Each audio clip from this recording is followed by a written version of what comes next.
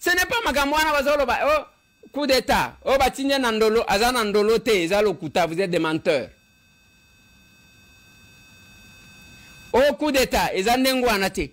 Ce que moi j'ai appris, Ezaya que, il aurait, j'utilise le conditionnel, promis à Kabila que ne vous en faites pas, je le contrôle, Nazana na Maboko, Nakobomaye Kalamingite. Bandeko. Même Soti, on veut payer en monnaie de singe une personne. On parlait plus loin jusqu'à vouloir tuer quelqu'un qui vous a fait du bien comme ça. À ce niveau-là. Voilà pourquoi le ciel a crié.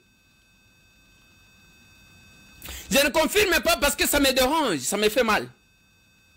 Et je sais l'anga mabé. Il y a un monsieur, il y a Bango, il y a Pepper de je ne sais pas FCC.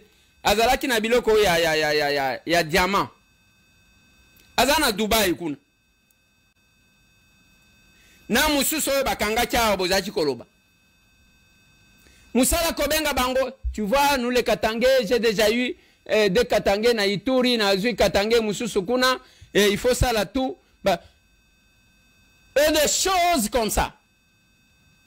Heureusement, les services fonctionnent. Bo blaga kimingi. Et puis kuna makambo okosamba na mutu ezate, okosamba na telefone na you. Ah. Ezate ke te ekite okosamba na téléphone. Communication nyonso enregistrée. Oh nyonso bien donné. On doit faire ceci, on doit faire cela. Tango tozo zela wana bango bazaji kozela, babo melabiso chef de l'État.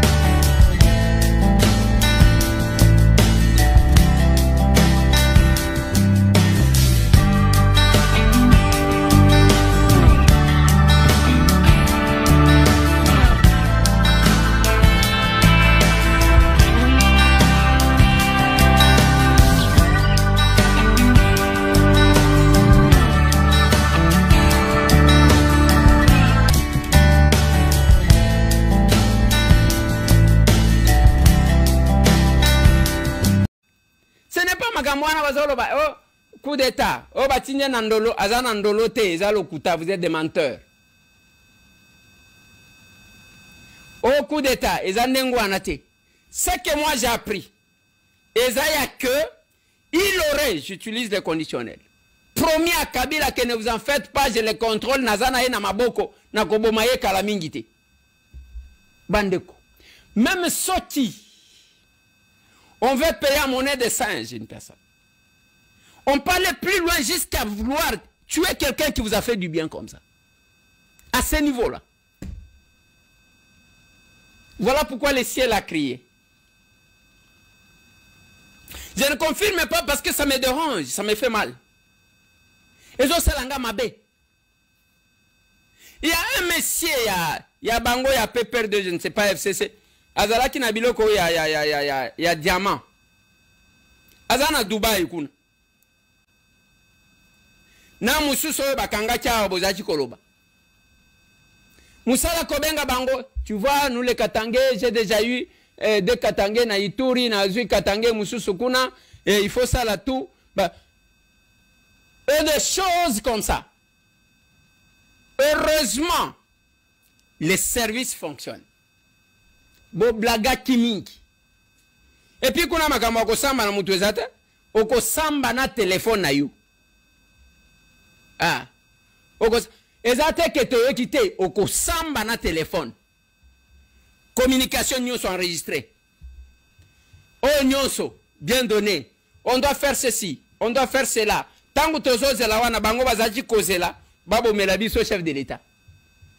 Bandeko, naebite soki boremaka netinga que na Congo, soki mutu moko a riche, ou azala par exemple na 10 maisons à Koufi, fin de fin, ba héritier, ba tekaka, banda kouana.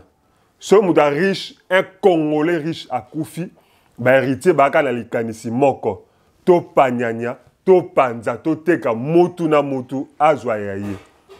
Mais na yebite, ceux qui sont au Congo, vous remarquez que ceux qui, par exemple, les Indiens à Koufi, héritier même après 10 ans, va augmenter la richesse. D'où vient cette différence-là? Parce que sur les Talibiens, la plupart, il y a des combats, des hommes d'affaires, il y a des affaires autour baki, des fermes, des commerces, tout ça, des Congolais, ils sont au Congo, ils ont la sous-souté. Je pense que l'une des raisons, pas toutes les raisons, l'une des raisons, ils ont le fait que ba indien ba initiera ba na bango na ba faire na bango dès le bas âge, en tout cas le plus tôt possible. Ba congolais au moins la distance eza entre papa oyo ndenga za na mbongo et puis donc c'est à dire les affaires de papa les enfants ne connaissent pas. Ba biso ba congolais hein, to laksa ba na biso te ndenge nini to komaki na 10 maisons. Vous imaginez, moi je suis avocat. Donc, naïbi que par exemple, Moutoua a 10 maisons, a pratiquement la société immobilière. Alors, comment papa, par exemple, a combien la société immobilière? Comment papa est devenu riche pour avoir 10 maisons? Les enfants ne savent pas. Bazo jouir na 10 maisons, on a un bénéfice à 10 maisons. Au point que ce papa a sous-souté, chacun veut vendre et au fil du temps, Banaba se retrouver dans la pauvreté. Alors que, Indien, ba côte sarba na bango bazoyeba ba importation ba vendre neni ba contrôler ba congolais na neni biso to le bango généralement neni ba corrompre ba gens à l'état, même si je ne suis pas pour la corruption parce que c'est un fléau pour la République. Mais na peut ça exemple là na le langage to le baka. Donc quand tu prends un enfant ozo initier ozo lakisaye musala yo ozo sala, donc pour les gens naturels bana ba indien ba kolaka na makanisi que il y a future entreprise, future société où on a dirigé. Alors papa a l'accès déjà, ndengeni to tekaka, ndengeni to salara bénéfice, ndengeni to futaka, ndengeni to futaka impôt, to ba partenaire, n'abso baza banani et tout et tout. Donc naturellement ton papa zaté a continué course ya papa parce que relais et ça avec facilité. Mais vous trouverez un Congolais riche qui fait étudier ses enfants au Canada, aux États-Unis, même en Afrique du Sud. Il vient au Congo pour travailler dans une banque alors qu'il peut lui faire exploser les affaires de son père. J'ai vu même en tant qu'avocat, cabinet Kangami, parce qu'il n'y a pas une succession, même tout le familial, il y a un cabinet. Alors que c'est possible qu'un père a formé moi dès le plus tendre enfance, car à l'université, même depuis, même humanité, moi, na koko ta cabinet, a initié na droit. Et dans beaucoup d'affaires, biso ba parents te tient distance. Oh le bon non, moi na ningi nete mais aux la bane belé. Aux la bane belé. Et tu peux prendre 2 ou 3 enfants. Oh yo côté ici déjà dans Mozindo, il y a ba faire na yo de manière à ce que quand tu ne seras pas là, ils peuvent continuer. Et il y a des écoles où ils na Kinshasa et Kanga. Il y a des boutiques où ils na pignon sur rue na Kinshasa et Kanga. Et ça là je ne sais pas moi, ba combo. Oh, je ne sais pas moi, tu as le sakivana, ba fonchi, banani, donc combo dans les années 70 et 80, ça a grandes affaires, mais le oyo va faire news to down pour la nini, raison que vous allez belé, mais parmi les raisons, c'est que les enfants ne se transmettent pas de génération en génération les secrets de gestion des affaires. On doit le faire le plus tôt possible de manière à ce que Banaba soit goût. Et ça n'est naturel que Bisso Moutoutoko gérer l'affaire il y a parents. Si tu veux peut-être réussir dans le domaine, si on dit que tu as 10 parcelles, parcelles comme 20, si manayo. L'accès à ndeni sombaka, ndeni no tongaka, ndeni no gérard ba maçon, ndeni no gérard architecte, ndeni no sombama bende ba ciment, ndeni ni au repérage ba endroit. Et tu verras que tes enfants vont suivre, comment dirais-je, ta voie. Et je pense que quelque part, ça doit être une manière biblique que tout l'axe bana biso nzela à suivre de manière à ce que ceux qui va coller va se détourner dans côté nzamba pambola bino ngakoma nga mettre ndikulu yana nazali avocat puis nazali serviteur de Dieu, je suis aussi un chrétien. Bonne journée à vous.